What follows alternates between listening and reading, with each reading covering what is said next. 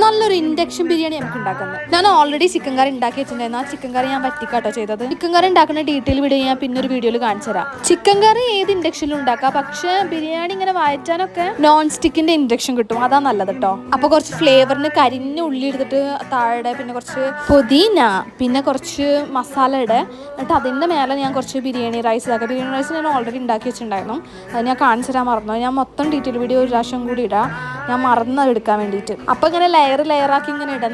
നല്ല സോഫ്റ്റ് ആയിരുന്നു കേട്ടോ ബിരിയാണി റൈസ്. ബിസ്മി എന്നാണ് തോന്നുന്നത്, റൈസിൻ്റെ പേര് ബിസ്മിയാണ്. എന്നിട്ട് നന്നായിട്ട് ലെയർ ചെയ്തിട്ട് നമ്മൾ അടച്ചൊക്കെ കുറച്ച് തരാം, അപ്പോൾ നല്ല ഫ്ലേവർ അതിൻ്റെ ഉള്ളിലേക്ക് കയറും. എന്നിട്ട് ഇങ്ങനെ 1 സ്പൂണ് 2 സ്പൂണ് ആയിട്ട് പാത്രത്തിൽ ഇടാം. നല്ല ടേസ്റ്റ് ആയിരുന്നു കേട്ടോ.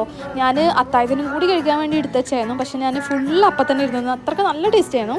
ഞാൻ എപ്പോഴും ഉണ്ടാക്കാറ് ഇൻഡക്ഷൻ കുക്കറിൽ ബിരിയാണി, പക്ഷേ ഇപ്രാവശ്യം അത് ഒന്നും കൂടി നന്നായി ഉണ്ടായിരുന്നു. ഇപ്രാവശ്യം ഒന്നും കൂടി കുറച്ചും കൂടി ഫ്ലേവേഴ്സൊക്കെ ആഡ് ചെയ്ത്, അതുകൊണ്ടായിരിക്കും തോന്നുന്നത് ഇത്ര നന്നായി. അപ്പോൾ ട്രൈ ആക്കി നോക്കിയിട്ട് കമൻറ്റ് പറ.